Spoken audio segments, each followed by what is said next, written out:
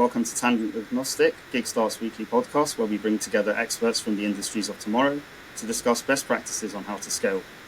I'm Abraham Baluki, and today I'm joined by Shahryar Barati. So to kick things off, thank you for coming on, Shahryar. Could you just provide a brief introduction about yourself and your experience up until now? Sure. Hi, Abraham, and good to be with you.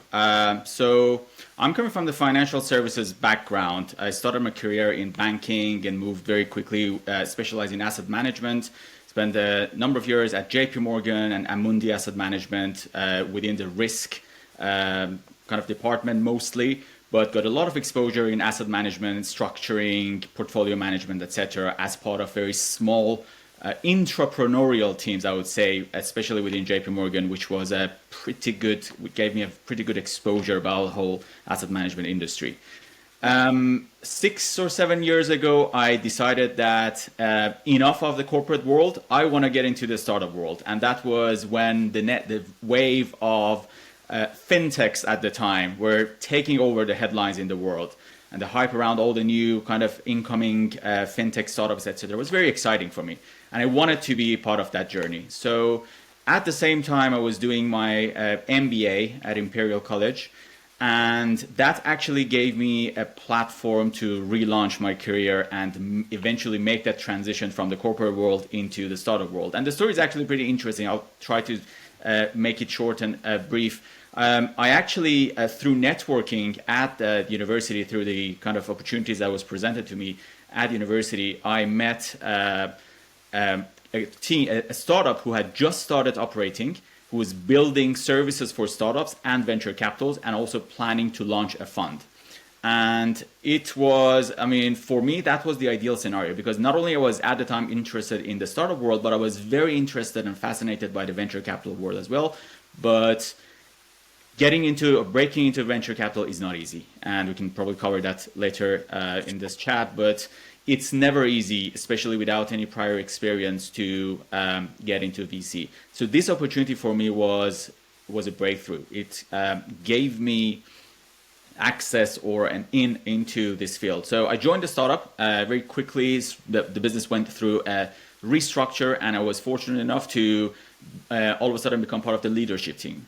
And that gave me huge experience, learning opportunity, not only to kind of run a startup, build a startup from scratch, all the way from kind of building a strategy, the commercial. My role was chief commercial officer. Technically, I was responsible for the commercial activities, but practically, as we expect with any other early stage startups, pretty much the core team does everything, which gave me a brilliant exposure. And at the same time, we also launched a fund on the back of a rating system that we had built. And the rating system was designed to evaluate early stage startups. And the fund was using those signals to make automated investment decisions. So as you can see, all of a sudden, I was involved in not only building a tool that would probably revolutionize the way investments into early stage are made, but also gave me a fantastic opportunity to get my hands dirty with running a startup and also launching and running a fund. Sadly, that startup, which is called Capital Pilot, went into administration a few months ago. Not going to get into details, but I'll just suffice to say that was, again, yet another fantastic learning opportunity. I try not to be negative about it. You can always start pointing fingers at this and that, blame internal, external factors. That's not my intention. Even the fact that the company went down was a great learning experience for me, something that not many people can kind of claim. Sometimes the successes of startups mask the flaws or the issues, the underlying issues. And in this case, I'm lucky that I was able to learn and use the learnings from my next endeavor, which is what I'm doing now at Project Ventures, which is a company I set up over 3 months ago to work closely with startups, VCs, and also facilitate more investments into the early stage startups, particularly within the artificial intelligence space, which is a hot area these days. Yeah, so it really is. Probably kind of I'll stop here, but if you have any other questions.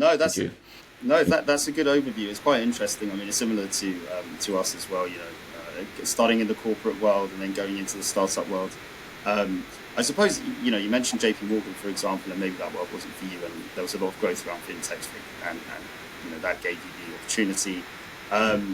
How different would you say it was working at Capital Pilot when you were in that CCO position compared to your banking days? I mean, on a day-to-day basis, what would you say were some of the key differences? Very different to start with. It was very different. First of all, in corporate, there's a structure and there's a hierarchy, and people report to one another. There are very well-defined divisions and departments where people have very specific roles and responsibilities, and they kind of need to get those done, and then that constructs the bigger picture. Whereas in a startup, especially at early stage, everything is more fluid. So first of all, a switch in mindset was a big kind of challenge to be at the beginning. Trying to kind of be more pragmatic, if you like, and thinking outside the box and using more and more initiatives to drive things forward. As at early stage, especially as part of the leadership team, you need to make every decision yourself. You cannot rely, and you cannot expect to rely on your manager, line manager, or your colleagues to give you the answers. You just need to trial and error. You need to do things, fail, and there's a concept called fail fast. Do things, fail fast, learn from it, move on to the next idea, build it, and kind of get live feedback, if you like, from the market and build it. So that switch in the mindset initially was a bit challenging. And especially if you have spent quite a bit of time in the corporate world, that's kind of ingrained in your brain. So it might take a while for you to put that aside and be more pragmatic and also humble. I mean, I'm not going to lie. I mean, it's especially people coming from big corporates, myself. I mean, I'm not going to speak for anyone else. Sometimes you feel like for the fact that because you've been working for a big name, big bank, it comes with a bit of ego sometimes, especially when you join a startup. You feel like you are on top of things. After a while, you realize, no, you're not. Actually, there's a lot for you to learn, and you become more humble, more pragmatic, and you learn to kind of do things very differently. And that, for me, was the biggest difference between the two worlds. Yeah, and I mean, what you're saying again is hitting very, very close to home for us at Gigstart as well. I think it's an interesting point, and I mean, you referred to something earlier, which I also find quite interesting around the responsibility you have to take on, without having to rely on senior managers or 3, 4, levels above you to make real decisions. You have to be fully responsible because the decisions you're making are going to have the ultimate impact on the business. There's no one you can really look to.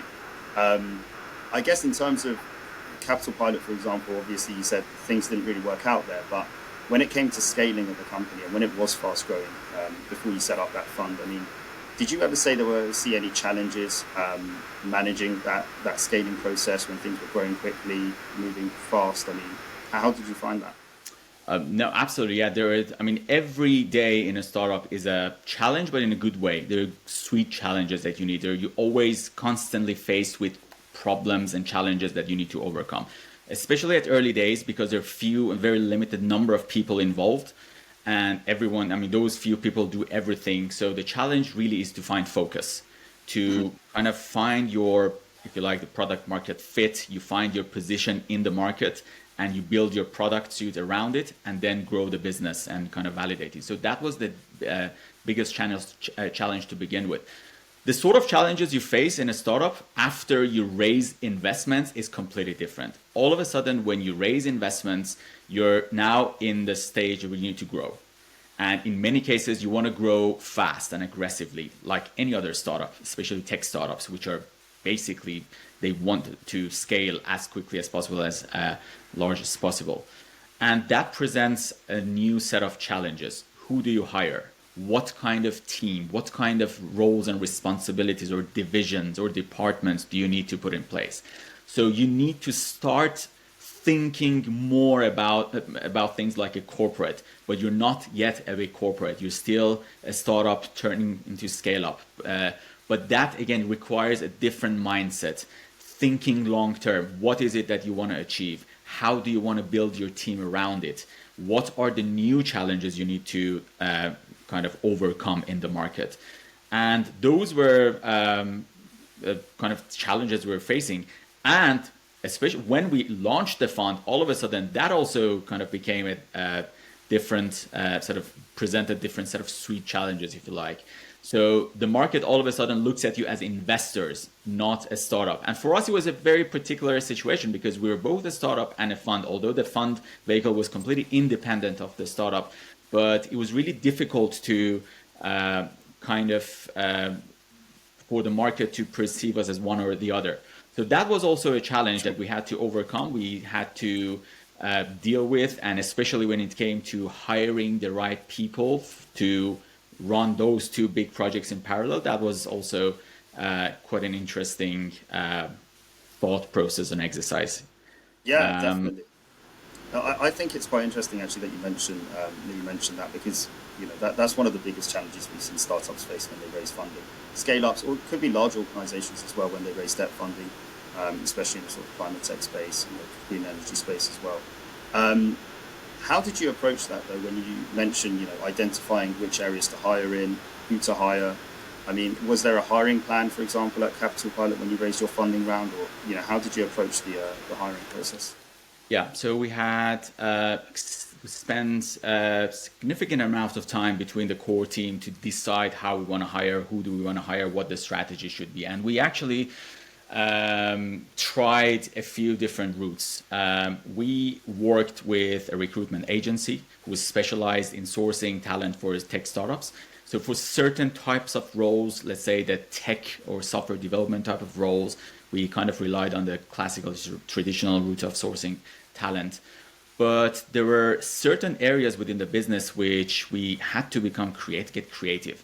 First of all, one challenge, if I add to the list of challenges, for a startup becoming a scale-up is that you want to find people who are as passionate as the founding team about the product, about the business, so they can drive that forward. But that's challenging. I mean, as the business grows, the sort of people that kind of get onboarded, they look at it more like a job, not necessarily their own. We were actually lucky that the first set of people we hired were very kind of passionate. Their DNA was very much tuned and aligned with our business. So we were lucky with our first few hires, but that was always going to be a challenge. The next batch of people that we want to hire, that all of a sudden we're forming these teams, how do we find the right person? And remember, at startup, we need people who can be agile and not necessarily specialize in one thing. And that's also another challenge. You need to balance that. You want to create those specialized divisions, but at the same time, because of the nature of the startups, and you might need to pivot for whatever internal or external circumstances, you need to change your approach. So you want that person to be able to do other things as well. And that's what happened with us as well. We as we were growing, we hit different challenges. We had to re-strategize, change our focus. So we had hired people with a very specific focus on a particular area that we wanted, but all of a sudden, that's no longer needed. What do we do now? We need to get the whole team kind of behind a different project. So that was the sort of challenges we were facing. And going back to the question about how we sourced, I mean, agency one was one. Universities, we leveraged university networks significantly. We had a large team of analysts or assessors, as we call them, which were primarily university students or graduates, recent graduates from different disciplines, business school or different other scientific disciplines, who would join us as freelancers initially. But that pool of talent was our go-to pool whenever there was an opportunity, because those were the people that we had onboarded, trained. They were in our ecosystem. They know us. We know them. We trust them. And they come from a variety of backgrounds. And that they kind of were the first pool of people that we would go to for hiring. And we had some good success stories from there. There people who started as freelance analysts, then joined as interns. That internship then turned into full-time employment.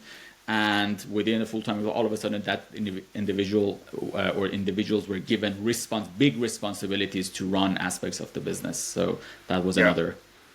I agree. I think actually, building relationships with universities and building that network out is a really good idea. We've seen it even when we're looking at specific industries, because we've seen the number of STEM students especially UK STEM students, that it's not that high, and it's difficult. They're very, very high in demand talent. But I guess the difficulty for a startup or a scale up is, well, those students don't know who you are.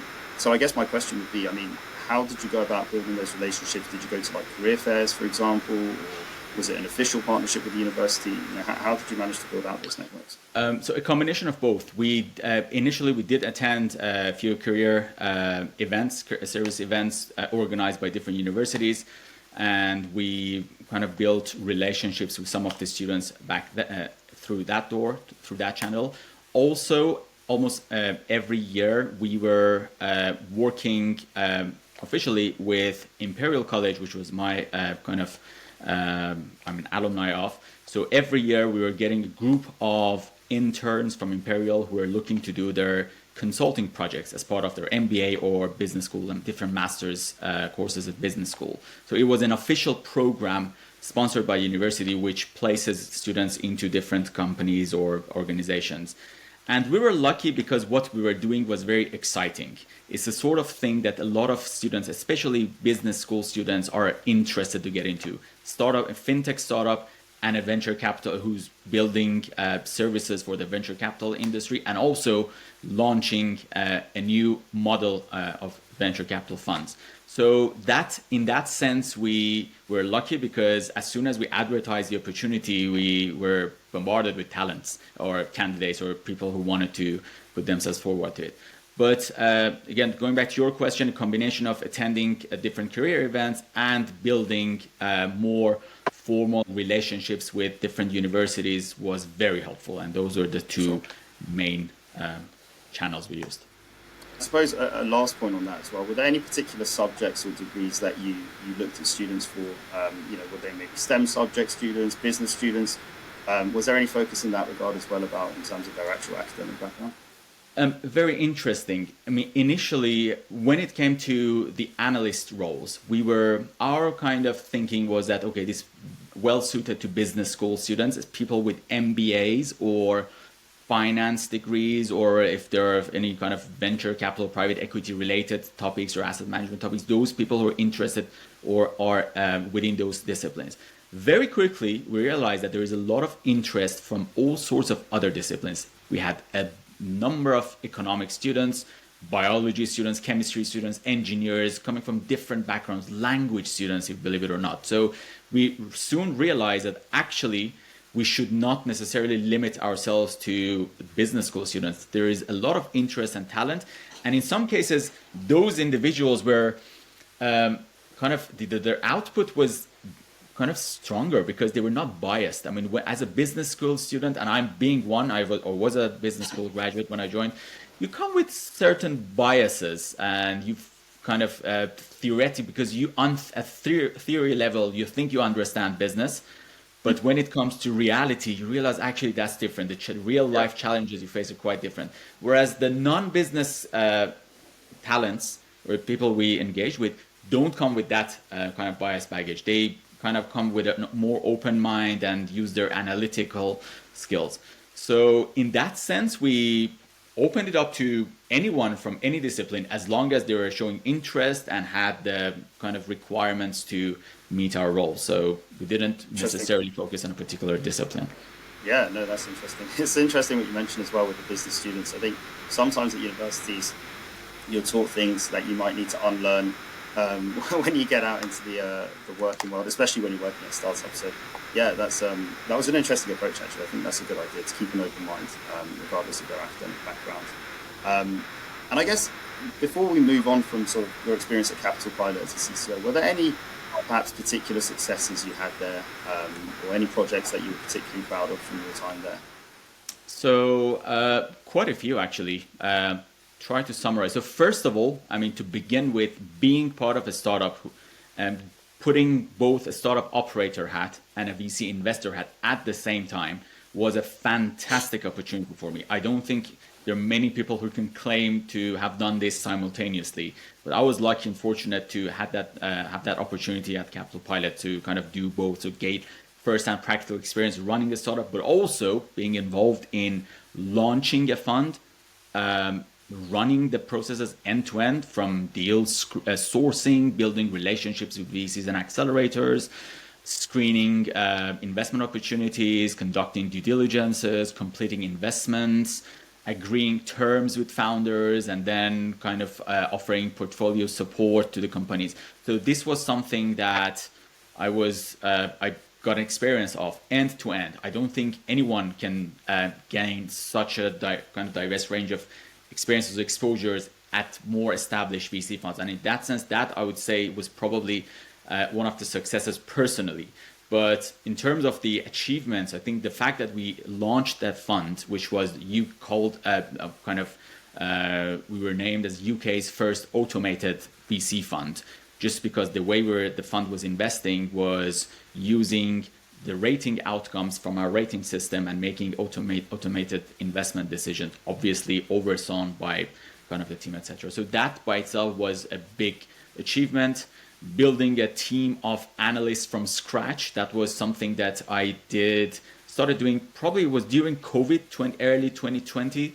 And within a space of 1 or 2 months, I hired and trained 30 analysts who then went on to form our army of analysts who were then conducting the assessments.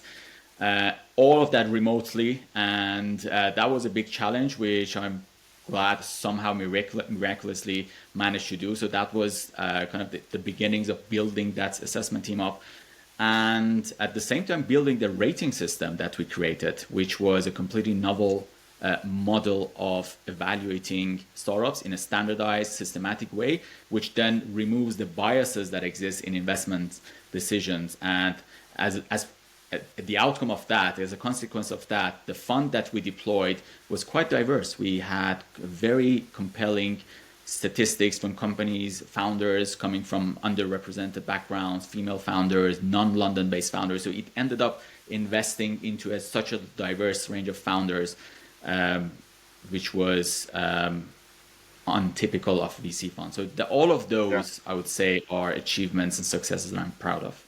Yeah, it's very interesting. That was a good effort. Don't want to claim credit by myself. I like to think I played a key role in all of that, but it was at the end of the day, like any other project at startups, it's a team effort, it's a collective effort.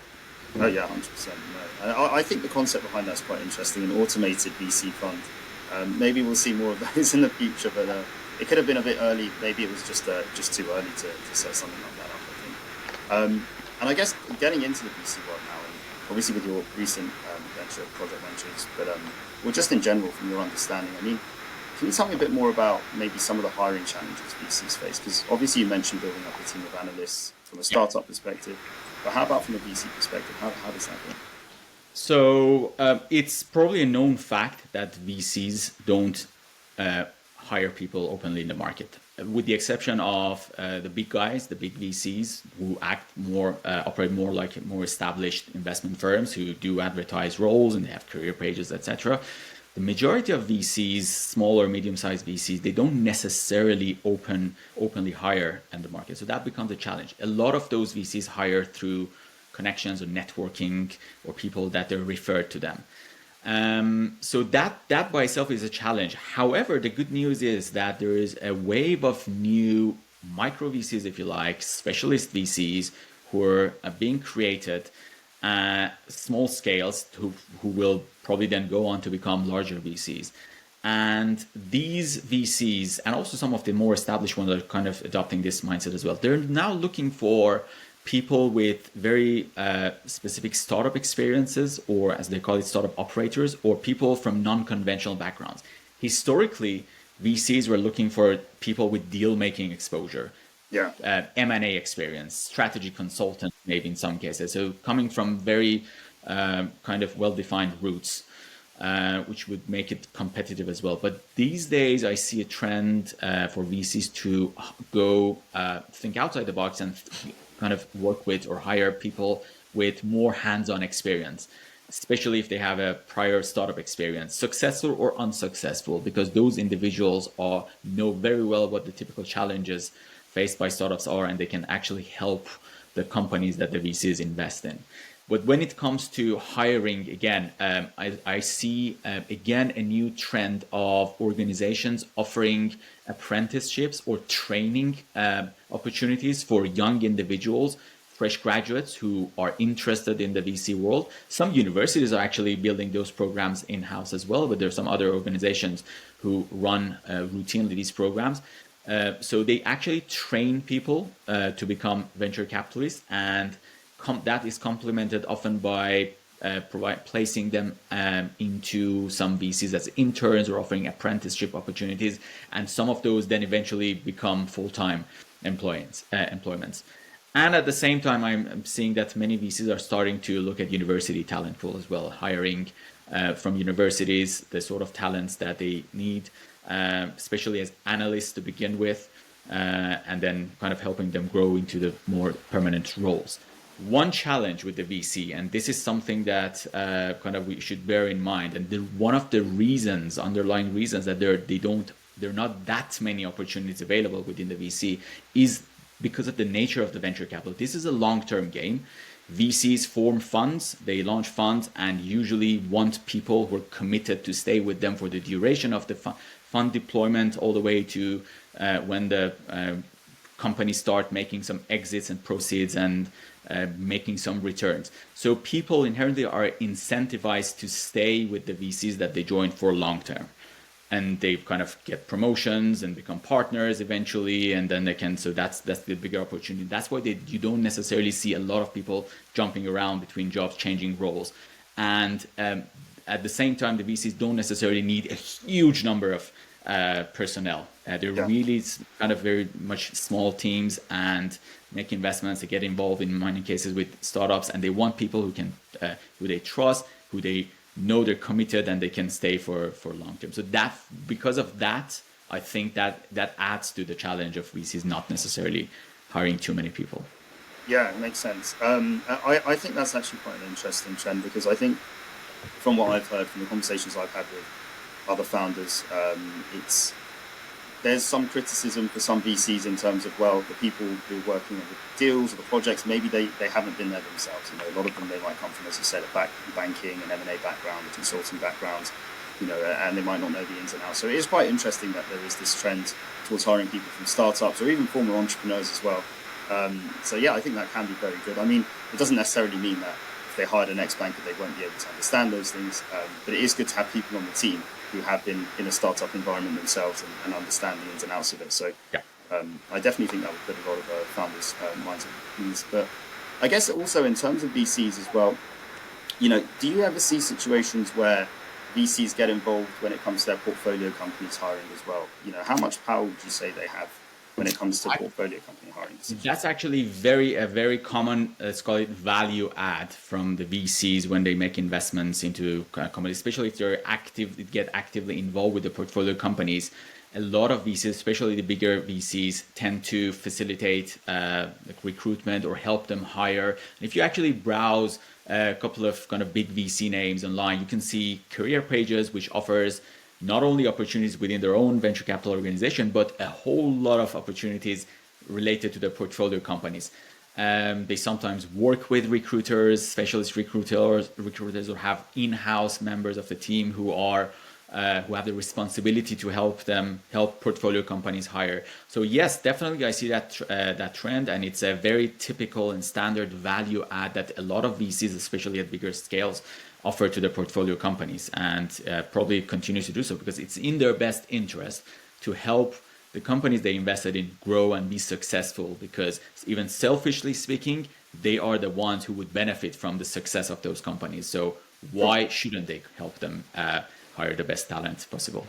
Yeah, definitely. I think it is quite an important competitive advantage to them, because if you think about it, there's lots of VCs, and as you said, a lot of them don't hire loads of personnel, so some of them might be on the smaller side, and they're all competing to find out which deal could be the best one. It's just another competitive advantage to say, well, look, I mean, not only have we invested in these companies that are in your sector, but some of the people we've hired have achieved X, Y, and Z. And you know, even in this day and age, when we've got even acqui hiring is fairly common, where companies acquire other companies for their talent alone. Again, it's another value add. It's another, as you say, Yeah. yeah, it's interesting. And from your perspective as well, I mean, where do you see things going from here? Because obviously we had a slowdown in the markets in 2022, 2023. When it comes to VC funding, and when it comes to, not even just seed companies, but maybe even scale ups, do you think there's any challenges that we're going to face in 2024 in particular? I mean, how do you see things going in the VC world? So actually, I mean, having spoken to quite a lot of people in the industry, having attended quite a lot of events recently, the sentiment in the market is very positive. A lot of people say it cannot get any worse than 2023. So everyone is very optimistic that the market will pick up again, the volume of investments will grow, and we'll see more and more seed stage or even later stage deals in the market. So there is a lot of hope and positivity in the market, and also at the same time, I mean, at the same time, if you think about it, it's the hype around AI. Obviously, I'm gonna call it hype because usually it starts up with a hype, but it's really a revolution that we're kind of undergoing. The AI itself has been around for decades, but the fact that it's become mainstream in the past year through the likes of OpenAI, ChatGPT, etc., is presenting a lot of new opportunities. So there's a lot of excitement, challenges. At the same time, there are opportunities because all of a sudden everyone can claim that they are AI businesses just because they use ChatGPT to automate their kind of customer engagement or whatever they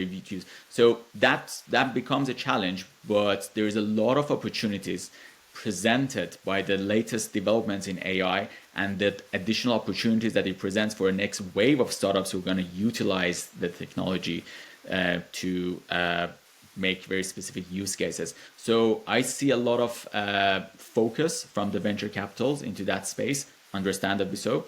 And that probably will, for the next little while, be a trend that we'll be hearing a lot about in the market. Cool.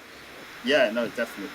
And I think an interesting area, though, and linked to that point as well, is obviously you mentioned it creates a lot of opportunities, and everyone knows, as you say, about the hype about AI. But when it comes to those opportunities, when it comes to maybe new industries or interesting industries in 2024, I mean, is there anywhere that you think is being overlooked, like any particular area that people aren't really focusing on, but it could maybe blow up in the future? Yeah. I think every industry is poised to be disrupted with the AI. I cannot think of any industry which is not going to be affected. Even the most classical kind of traditional industries, they will inevitably be somehow impacted. So I don't think there is a particular, and I can see having, again, speaking to people from different industries, everyone's starting to think about use cases. How can we apply AI in our industry? And that by itself will present a lot of opportunities. There are a number of industries I'm particularly excited about and I see a lot of potential in. One is financial services. Again, I'm probably biased because I'm coming from that industry myself. Healthcare will probably see a lot of exciting new opportunities powered by AI. And also what I generally call future of work. It's a buzzword that's becoming a trend these days. So companies who are changing the way we work.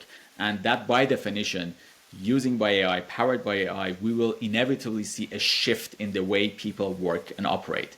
And new business models will emerge. And just as the same way that the dot-com bubble 20 years ago or more, or kind of other, when software or technology, tech startups became mainstream, and all of a sudden they presented the world with new possibilities and new business models as a result of that technology becoming mainstream and available, widely adopted and available. New possibilities and new opportunities were created. I see this kind of AI revolution is the same. As I said, AI as a technology has been around for a while, and we've heard about it. We know there's been a lot of work. There have been startups working in this space. The difference now is that it's become all of a sudden widely accessible, and now this is the opportunity that I see, that people and in different industries will think about new ways of using the technology, applying it within their own specific niche. And the next wave of what I call specialized or vertical AI startups, I think will hit the headlines very soon, at least in the next few years. The core technology, obviously, the big guys are pouring millions, if not billions, into that. So that train is gone and it's going and advancing at light speed. But it's how we utilize, or different companies or startups emerge to use or find new use cases for the technology, is something that excites me. And I think I see a lot of opportunities in different industries. Awesome. Yeah, no, definitely. And I think a couple of those are quite interesting as well. The financial services obviously quite close to us too, but the healthcare as well in particular, I think is definitely something that still has a long way to go. So I can see very interesting ways of AI being implemented there. Maybe even we can talk about the NHS even in particular. But no, thank you so much. This has been really insightful. It was great learning more about your experience, both in the startup side and the VC side. As we were saying, it's really good for VCs to have that approach to when it comes to hiring, or when it comes to embracing people into their networks who actually have been there and done that. I guess before we wrap things up, if anyone wanted to get in touch with you, Shahryar, or find out more about maybe Project Ventures or any of the points we discussed, I mean, what would be the best way for them to get in touch? So everyone can contact me on my email, shahryar@theproject.vc. You can visit the website, which is theproject.vc, and you can find my contact details there. You can they can add me on LinkedIn. I'm trying to be as responsive as possible and adding and connecting with people. And if they want to ping me messages on LinkedIn, I'm more than happy to answer. So yeah, feel free. Whoever is interested, I'll be more than happy to connect and have a chat with anyone who's interested to learn more about what I do, or the bigger projects I'm working on, which is particularly the area I'm interested in catalyzing investments into these applied or specialized or vertical AI startups. So if there's any people who are interested to have a chat, I'd be more than happy to be contacted and connect with them. Awesome. And if anyone listening wants to find out more insights like this, you can check us out with our weekly newsletter, Talent Agnostic, released every Friday on LinkedIn, or you can find us at gig-start.com. And again, contact me on LinkedIn if you want. Abraham Baluki. As Shahryar said, I'll try to also get back as soon as possible, but sometimes the inboxes can get really messy. But once again, thank you so much for your time. Great having you on. We should probably do this again sometime, but of course, more than happy to. Thanks everyone for having me. Really enjoyed it, and we should definitely do it again. No worries. Awesome. Thanks. Speak soon then. Cool. Take care. Thanks. Bye. Bye.